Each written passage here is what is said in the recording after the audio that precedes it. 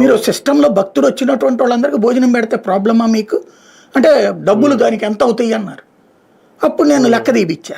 దాంట్లో లెక్క తీపిస్తే ప్రతి ఏడాది ఆ కూరలు గేరలు ఇవన్నీ ఫ్రీగా వస్తున్నాయి. కొన్ని మార్కెట్లో ఫ్రీగా పంపిస్తారు రోజు ఓ లారీ చొప్పున సరుకు. అవి వస్తుండగా బియ్యంకి ఇవన్నీ పోను ప్రతి ఏడాది ఒక 40 కోట్ల రూపాయల డబ్బులు వడ్డీలు అవి మిగులుతున్నాయి.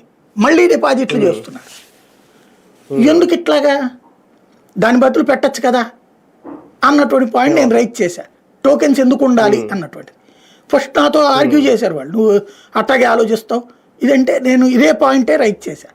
మీరు భక్తుల సేవకులు కదా, భక్తుడిని కదా చూడాల్సింది. భక్తుడు కొండ మీదకి వచ్చిన భక్తుడికి అన్నం పెడితే 3 పూట్ల కదా 5 పూట్ల పెట్టారు, తప్పే ఉంది. భక్తుడు భోంచేస్తాడు వెళ్తాడు.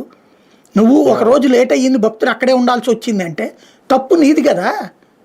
నీ తప్పుకు భక్తుడి జేబులోంచి ఎందుకు ఖర్చు పెట్టుకోవాలి? అన్న ప్రసాదం అనేటటువంటిది 4 సార్లు పెడితే ఏమన్నా నష్టం ఉందా అని అడిగా నేను. ఆర్గ్యుమెంట్ని వాళ్ళు తిట్టుకున్నారు ముందు, కానీ తర్వాత కరెక్టే కదా అని ఆలోచించారు, చర్చించుకున్నారు. అప్పుడు పెట్టిందే పెద్ద చేయటం, ఇప్పుడు పెట్టినటువంటిది.